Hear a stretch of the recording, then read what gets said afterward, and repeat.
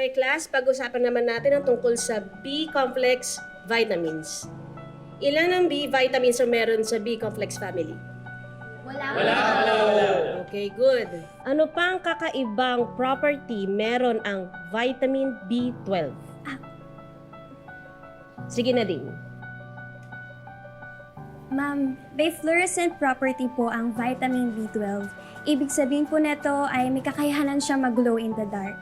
Sabi po sa research ay kapag tinunaw mo ang vitamin B12 sa tubig o isang liquid, mag-glow po ito ng yellow at mas lalo po siya makita kapag tinamaan mo siya ng itim na ilaw.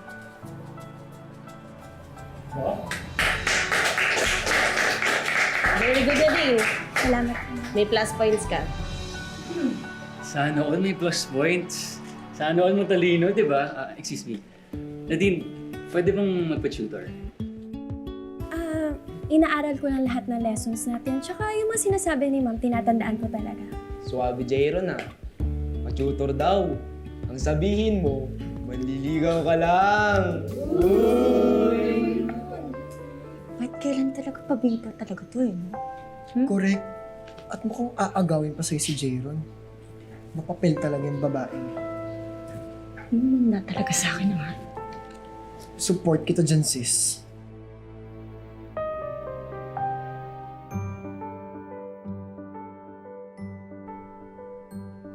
Buti, nabuta ko tong tinola sa gata mo, Rachel. Lagi kasing gubos eh.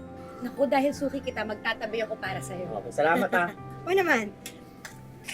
Rachel, isang order ng mga kasada tsaka dalawang kanin. Ang sarap kasi ng luto mo eh. Kaya bihira na ako kumain sa bahay eh. Eh naku, dapat dito na kayo kumain ng pamilya mo. Sige sa susunod. Mas masarap kumain pag salo-salo, di ba? Oo, tama ka dyan. Insan, okay ka lang dyan? Okay lang ako. Insan, sigurado ka bang hindi ako nakakaabala sa'yo? Gusto ko lang naman talagang matuto galing sa'yo. Lalo na to, patok na patok tong karinderya mo. Wala yun. Tsaka itong galing ko sa pagluto, hindi ba't blessing yun? At may kasabihan na share your blessings, di ba? Nay, tignan mo po, oh, may gold medal po ako ulit. Nanalo ako sa quiz bee. Naku, ang galing naman ng anak ko. Patingin nga. Patingin. Naku, anak, kailangan na natin magpatayo ng bagong dingding yan. Bakit naman po, Nay? Wala tayong spasyo para sa mga medalya mo kasi 95 na to eh. Baka next year 100 na yan.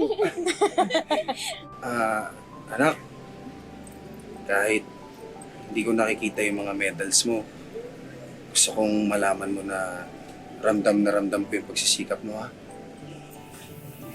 Nay, salamat po. Insan, naalala ko nga pala may lakad pa ako. Paano, babalik na lang ako ulit, ha? Sigurado ka? Oo, babalik na lang ako para tapusin natin. O sige, sa susunod na lang kita tuturuan magluto ha. Sige ako, salamat ha. Ingat! Oh, galing-galing ng anak ko. Tingin ulit.